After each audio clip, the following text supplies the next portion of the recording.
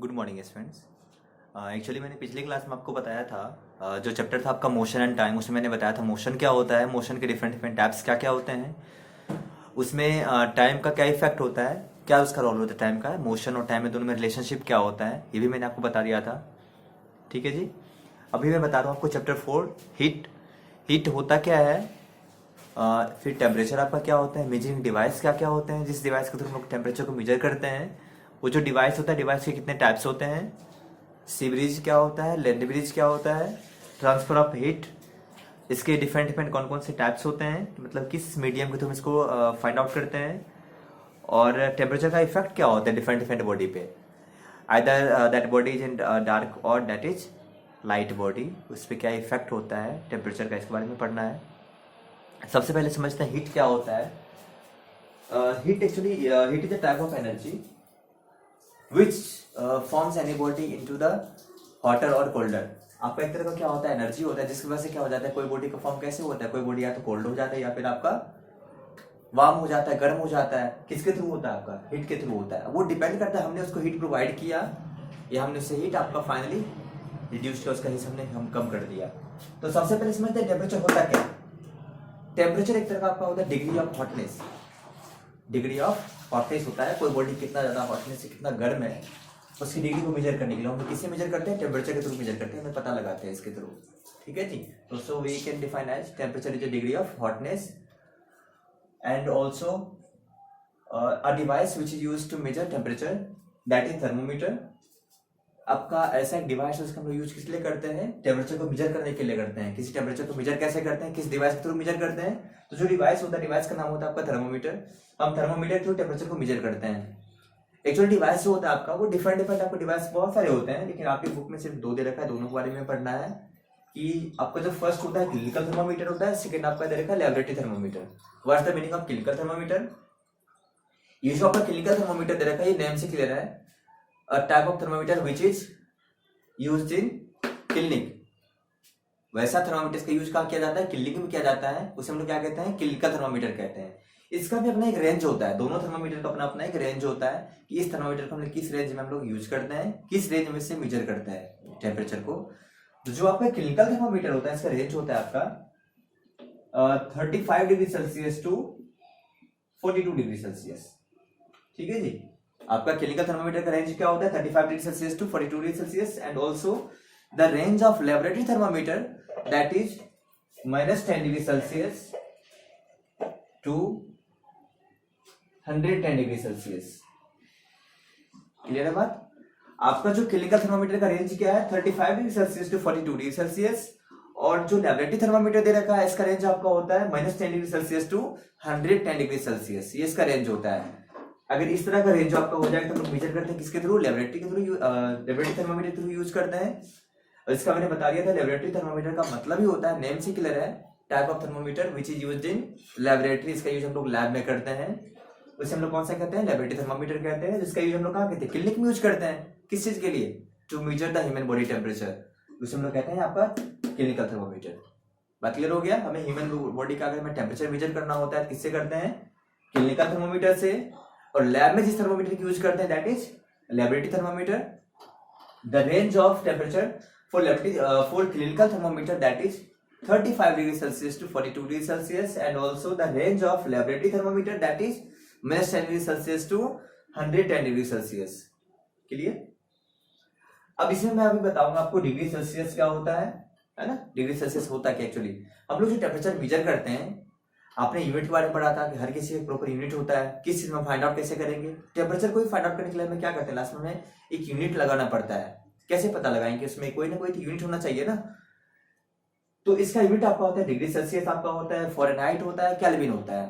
तीनों में कहीं ना कहीं रिलेशनशिप भी होता है। आप लोगों को ऑलरेडी पता होगा, क्लास 6 में आपने पढ़ा होगा, तो अदरवाइज मैं इसको फिर से रिवाइज करके बता दूंगा कि डिग्री सेल्सियस क्या होता है, फ़ारेनहाइट क्या होता है और केल्विन क्या होता है। फिर तीनों जो आपका इसके जो यूनिट होता है टेम्परेचर के, तीनों में डिफरेंस क्या होता है। ठीक है जी। अभी फिलहाल आप रेंज समझ लीजिए और दोनों का डेफिनेशन आपको याद कर लेना अच्छे से। जो आपका नेक्स्ट टॉपिक है वो है आपका सी ब्रिज और लैंड ब्रिज। सी ब्रिज क्या होता है, लैंड ब्रिज क्या होता है, दोनों रिलेशनशिप क्या होता है। सिंपल समझेंगे कि जो आपके दिन के टाइम में क्या होता है, इन डे टाइम आपका जो आप लैंड होता है, लैंड का टेम्परेचर होता क्या है, जमीन के ऊपर का जो टेम्परेचर होता है क्या होता है, कहीं ना कहीं बहुत ज्यादा होता है, हीट अप होता है, बहुत ज्यादा वार्म होता है। दिन में आपका जो होता है लैंड के ऊपर का टेम्परेचर होता है, जमीन के ऊपर का जो टेम्परेचर होता है बहुत ज्यादा वार्म होता है, बहुत ज्यादा गर्म होता है। और जो आपका सी लेवल पे, सी में जो आपका टेम्परेचर होता है वो कैसा होता है, वो कहीं ना कहीं उसका कम होता है, वहां पे वो कोल्ड होता है। आई मीन इसके रिस्पेक्ट में, लैंड के रिस्पेक्ट में, लैंड टेम्परेचर के रिस्पेक्ट में जो आपका सी टेम्परेचर होता है वो कोल्ड होता है डे टाइम में। तो इस वजह से क्या हो जाता है, जो आपका वार्म एयर होता है वो ट्रांसफरिंग हो जाता है, किस तरफ, सी की तरफ ट्रांसफर होता है। मीन्स लैंड का जो आपका वार्म एयर है, गर्म हवा है, वो क्या होता है, ट्रांसफरिंग होता है किसकी तरफ, सी की तरफ होता है, ट्रांसफर होता है। ठीक है। और आपका जो सी का जो खुद का क्या था, उसका कोल्ड एयर वहां पे था, तो वो कोल्ड एयर क्या हो जाएगा, ट्रांसफर हो जाएगा किसकी तरफ, लैंड की तरफ ट्रांसफर हो जाएगा। मीन्स सिंपली बता देंगे, सी ब्रिज का मतलब होता है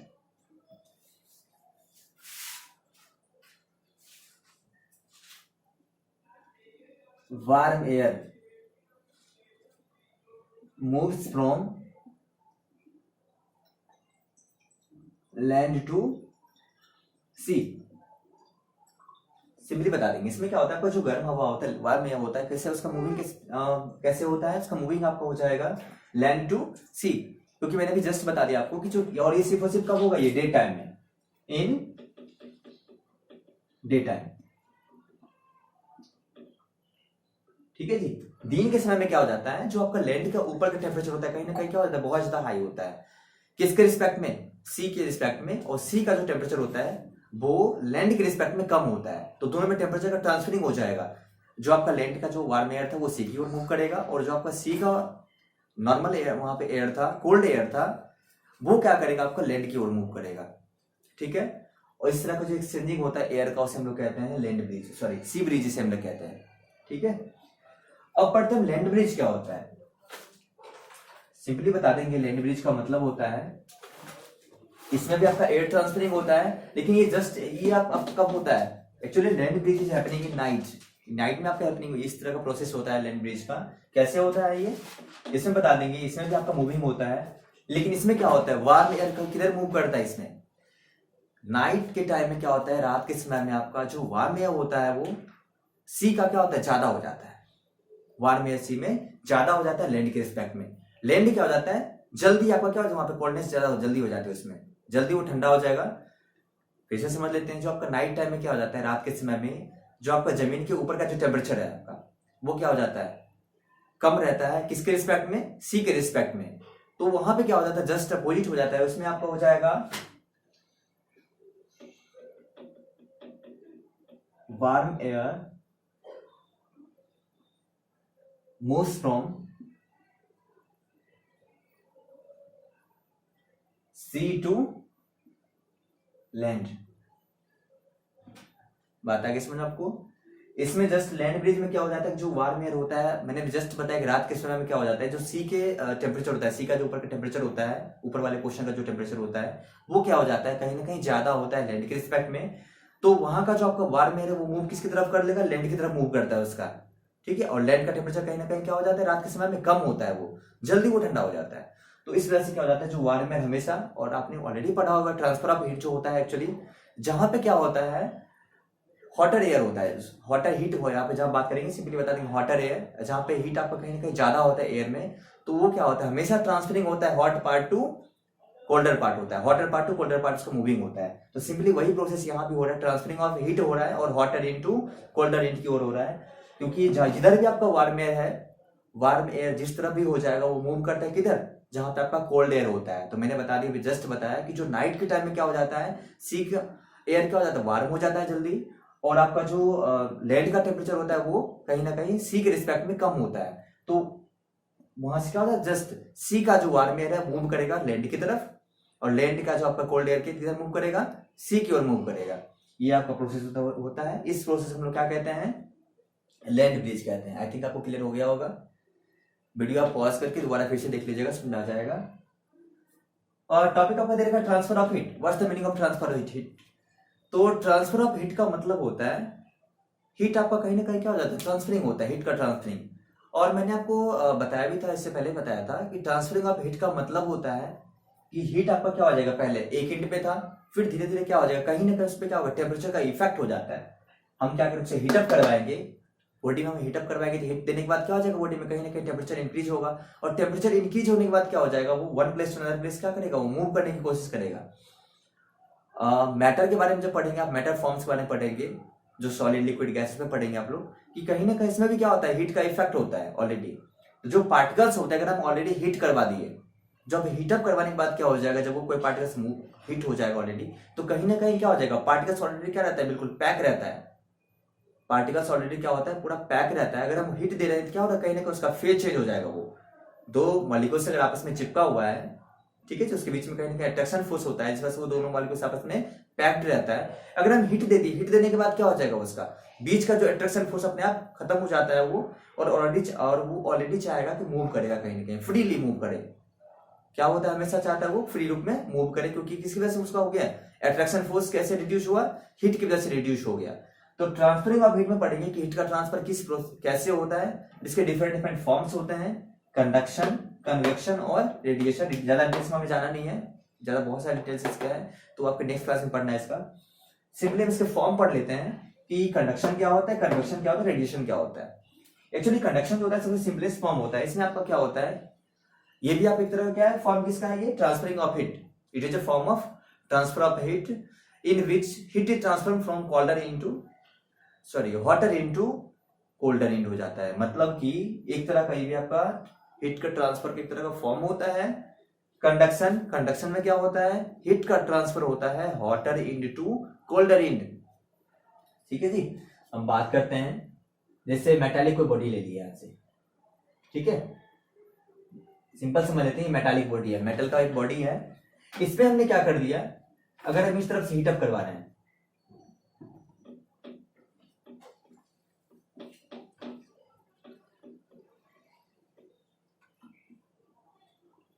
हीटिंग, इधर से मैं क्या कर रहा हूँ, इस एंड से मैं क्या कर रहा हूँ, इसको हीट प्रोवाइड कर रहा हूँ, इस एंड से, ए एंड से।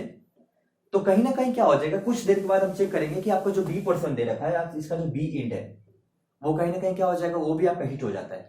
क्यों, क्योंकि यहाँ पे क्या हो गया, कहीं ना कहीं हीट का ट्रांसफर हुआ। ऑलरेडी मैंने हीटअप किया था, एंड पे मैंने हीटअप करवाया था, और हीट का ट्रांसफर किधर हो गया आपका, एक के साथ साथ क्या हो गया, बी में भी हो गया, इसमें हीट का ट्रांसफर हुआ। इससे हमें ये पता चल रहा है कि यहाँ पे आपका हीट का ट्रांसफर हुआ, लेकिन कैसे, hotter end to colder end. इसे हम लोग कहते हैं, सिंपली बता देंगे, conduction process. It is a type of transferring of heat, in which heat is transferred or simply temperature is transferred from hotter end to colder end। आपका कौन सा एंड था, ये हॉटर एंड है। इधर हम हीट देंगे तो कौन सा एंड हो जाएगा, ये हॉटर एंड हो जाएगा, आपका हो जाएगा ये हॉटर एंड। और जो आपका जिसकी तरफ मूव कर रहा है वो कौन सा हो जाएगा, आपका कोल्डर एंड। मतलब मैंने हीट प्रोवाइड किया एक ही तरफ, क्योंकि फर्नेस जो यूज किया गया था, हीटअप करवाया था मैंने किधर, एक ही तरफ मैंने हीट करवाया था, लेकिन कहीं ना कहीं क्या होगा, हीट ट्रांसफर होकर बी की ओर भी चलाया। लेकिन ये हर केस में नहीं होता है। जब कोई बॉडी आपका किधर क्या दे रखा है, कंडक्टर ऑफ हीट होगा वो बॉडी, अगर वो कंडक्टर होगा हीट का, तभी वहां पे होगा इस तरह का ट्रांसफरिंग, अदरवाइज वो नहीं होगा। ठीक है, तो इसमें एक और आपको टॉपिक आ जाता है, कंडक्टर और इंसुलेटर। ये मे बी मैंने नहीं बताया होगा, कंडक्टर एंड इंसुलेटर।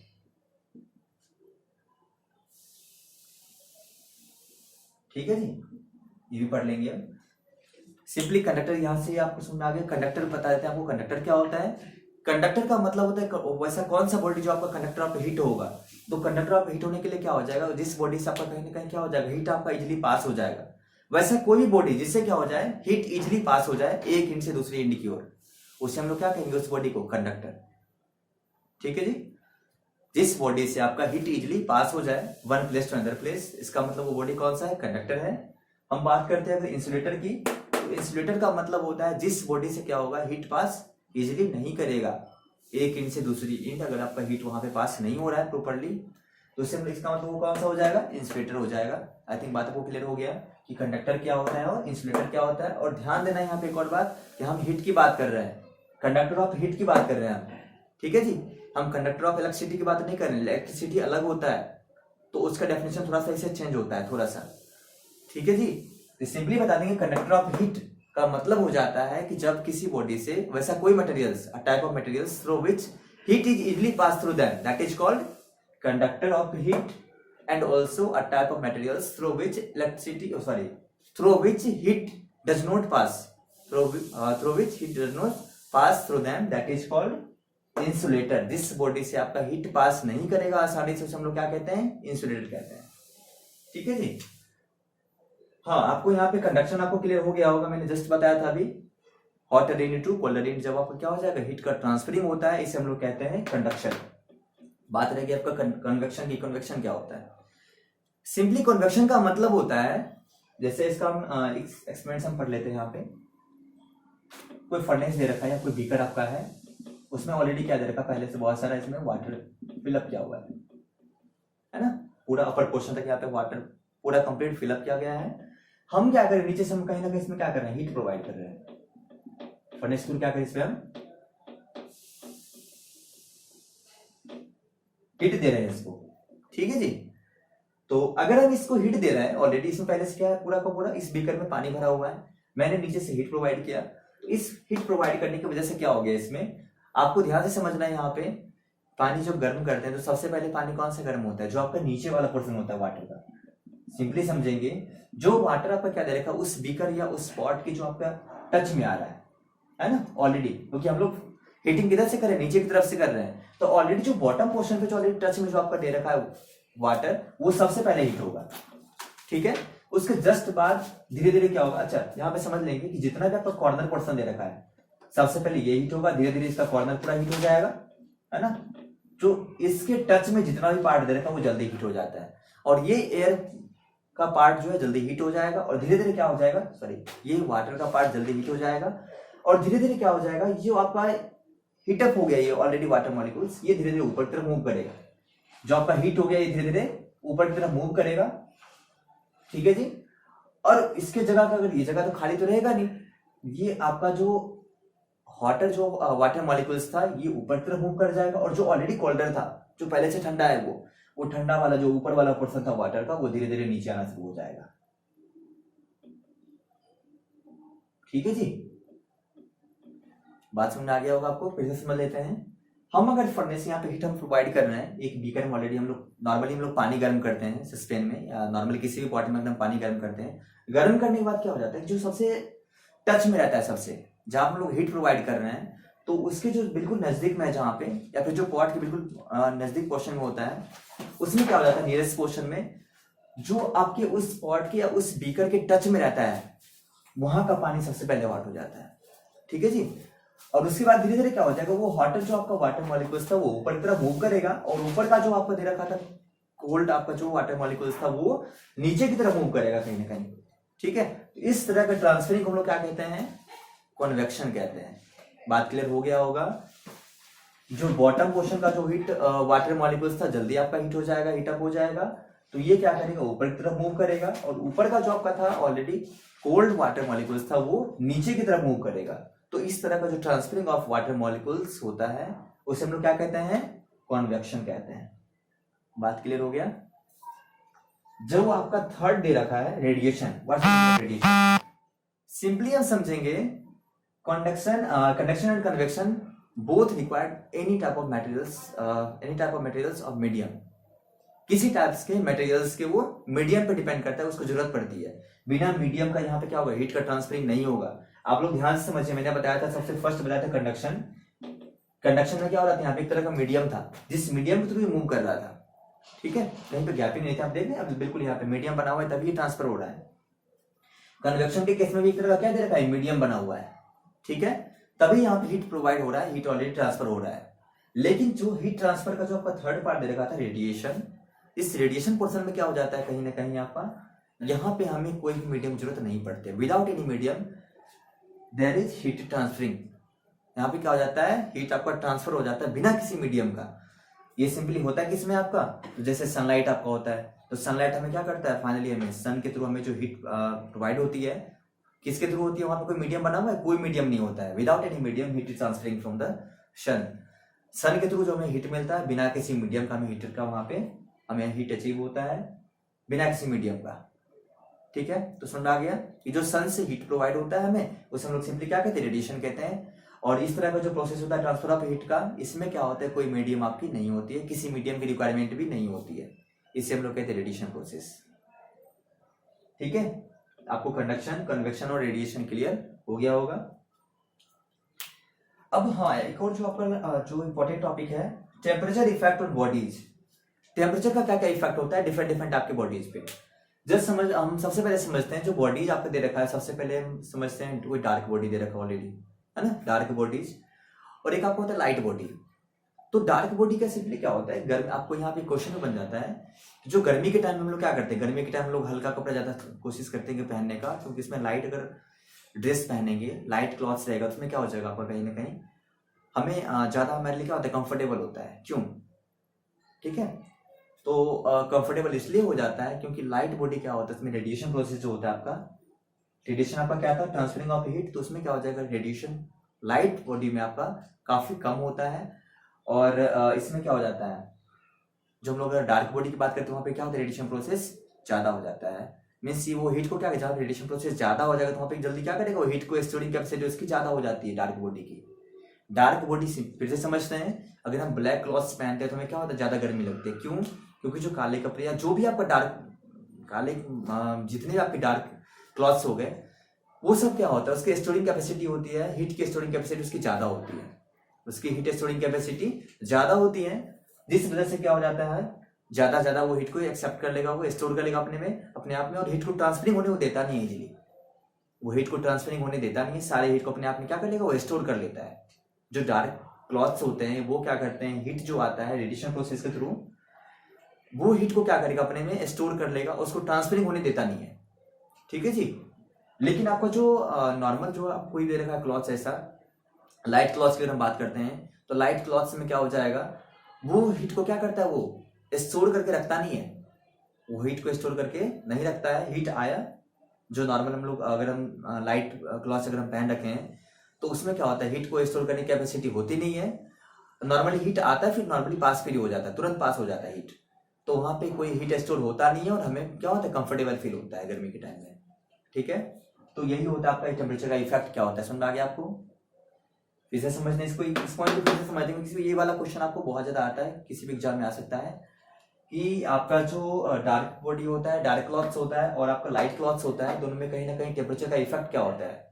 तो बता देंगे कि डार्क क्लॉथ्स में क्या होता है, टेम्परेचर को रिसीव करने की कैपेसिटी, स्टोर करने की कैपेसिटी कहीं ना कहीं ज्यादा होती है, और उससे आसानी से टेम्परेचर पास नहीं होता है, जिस वजह से क्या हो जाता है, हमें गर्मी ज्यादा लगती है, हम कंफर्टेबल फील नहीं कर पाते हैं। लेकिन वही लाइट क्लॉथ्स में क्या हो जाता है, टेम्परेचर का इफेक्ट तो वहां भी होता है, लेकिन वहां पे क्या होता है, स्टोरिंग नहीं होती है, हीट जो भी आया आपका रेडिएशन प्रोसेस के थ्रू, वो स्टोर नहीं होता है, वो इजिली पास आउट हो जाता है। ठीक है जी, और हमें वहां पे बिल्कुल कंफर्टेबल फील होता है, हमें दिक्कत नहीं होती है। ठीक है, तो यही आपका इस पूरे कंप्लीट चैप्टर में था। अभी आपको कोई भी डाउट है, वीडियो को आप एक बार पॉज करके देख लीजिएगा, बाकी इसको बता दिया जाएगा। अगर आपको कोई भी डाउट हो मुझे मैसेज कीजिए, मैं आपको समझा दूंगा अलग से। ठीक है जी, चलिए, ओके।